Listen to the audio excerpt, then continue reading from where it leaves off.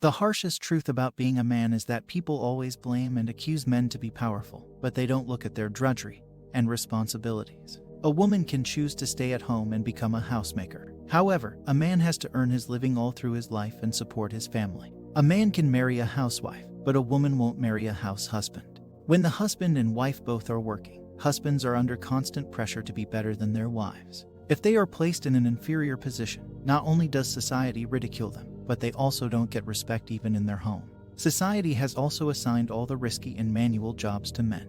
They work as a laborer, rickshaw puller, auto driver, taxi drivers, etc. They work as a soldier at the border and risk their life. They fight with the criminals as a police officer. They fight with the goons if there is any attack on their family. They work on night duty in most corporate and businesses. However, it has become a trend nowadays to condemn men and presume them to be guilty, criminals and molesters, if any allegation is made against them by any woman.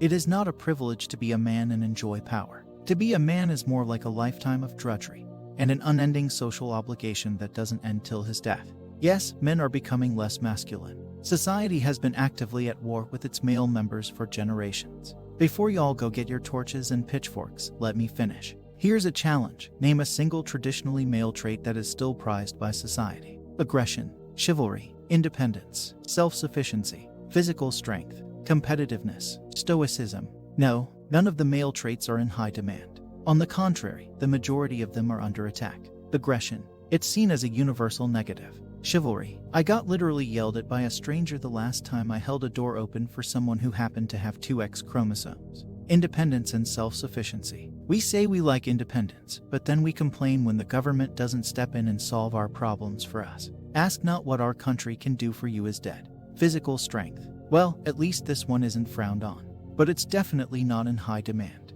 Competitiveness. See also, aggression. Stoicism. Oh please. Our generation is known for needing safe spaces to deal with hurtful words. But so what? I hear you ask.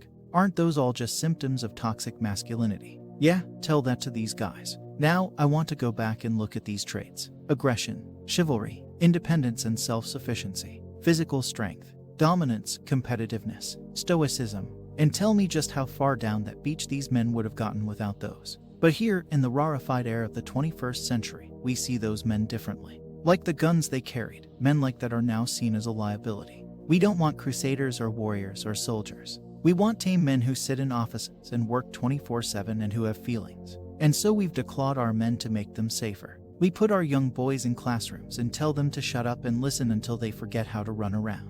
And the ones who won't we put on drugs or label problem cases. We tell our men that they should explore their feelings and be vulnerable and talk through their problems. And we tell ourselves that society is a better place without dangerous, aggressive men. And it might even be true. For now. Until the day the trumpet sounds again to call us into battle, and no one responds. Because the truth is that the world has always been a dangerous place, and someone had to go out and fight so that others could live in peace.